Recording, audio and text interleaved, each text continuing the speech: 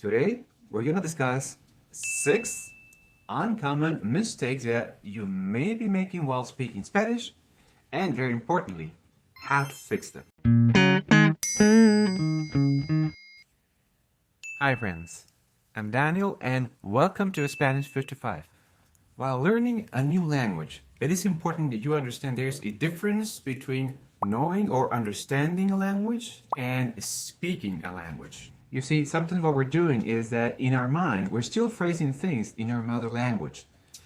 And before we begin, if you want to learn Spanish on your own terms with the assistance of a professional tutor, then I recommend that you visit us at Spanish55.com. Okay, let's get started.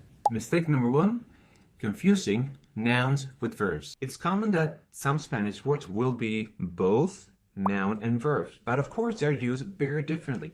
Take, for example, the word vino. As a noun, vino means wine, but it's also a conjugation of the verb to come. Quite different, don't you think? So how can you tell when it's being used as a noun and when it's working as a verb? First, it's very useful if you expand your vocabulary and know how many usage a word has.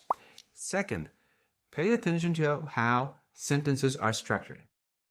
Let's go back to vino again, right? See if you can tell the meaning of that word in the following sentences. Ayer vino tu tío. No me gusta tomar vino. Okay? The first sentence means your uncle came yesterday. So here, vino is being used as a verb. But in the second sentence, no me gusta tomar vino, it means I don't like to drink wine.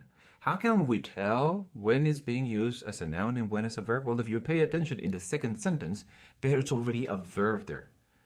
No me gusta tomar. I don't like to drink. So that it's a key to tell that vino here is being used as a noun. And speaking of confusing verbs, mistake number 2 is not being able to tell ser from estar.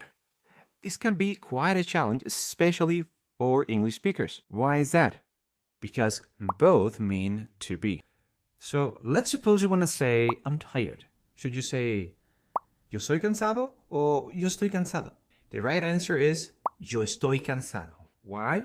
Remember, estar is used for permanent qualities, things that generally don't change, like yo soy Daniel, soy mexicano. While estar is used for temporary state or locations, like estoy cansado or estoy en la playa. If you want to know how to use ser and estar correctly to describe other people, we have a very nice video on our channel. You will find the link to that video in the description box below. The third mistake is also related to another verb, to look. This verb is quite useful in English.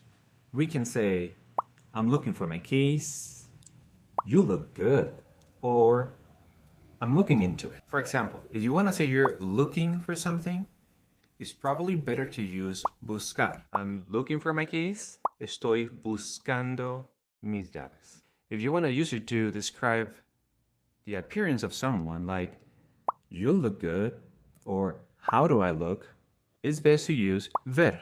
Te ves bien. ¿Cómo me veo? But if you're looking into something, it's probably best to use a verb like investigar or examinar, como lo estoy examinando o lo estoy investigando. So remember, in Spanish, you'll need different verbs for to look. Another mistake is assuming that all nouns ending in a are feminine. Let's face it, gender can be quite a challenge for Spanish learners. Although in most cases, nouns ending in an o will be masculine and nouns ending in an a will be feminine, that will not always be the case. Take, for example, the words agua or hada. Even though they're both feminine, we don't say la agua or la hada. We say el agua and el hada. Now, why is that? Well, since the first letter in both cases, it's a, and the last letter of the feminine article, la, it's also an a, we don't want it to sound like it's one word. So that's why, in these cases, we'll use a different article. So, remember, while Nouns ending in O are generally masculine, and nouns ending in an A are generally feminine. Keep in mind that there will be exceptions. Point number 5. Underestimating the importance of intonation. It can change completely the meaning of a sentence. For example, if you say, como mi papá, that means like my dad. But if you say, como mi papa, that means I eat my potato. See, even though we use the same words, the meaning changed completely because of the tone. So pay attention to the tone you use at the end of a sentence because it can change a statement into a question. And point number 6, don't forget to use reflexive verbs correctly. Remember, Spanish relies on reflexive verbs more than English, and they can be quite tricky. For example, if you say yo levanto, it means I pick up. But if you say yo me levanto, it means I get up. So the key here is to remember that reflexive pronouns like me, te, se, they can change the action back towards the speaker. And there it is. Remember, learning a language can be like taking your first steps.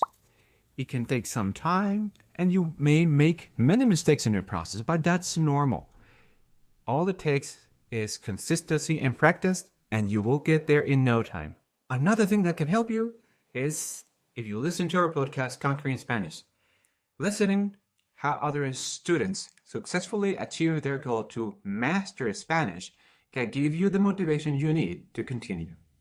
Thank you for watching. Hasta la próxima.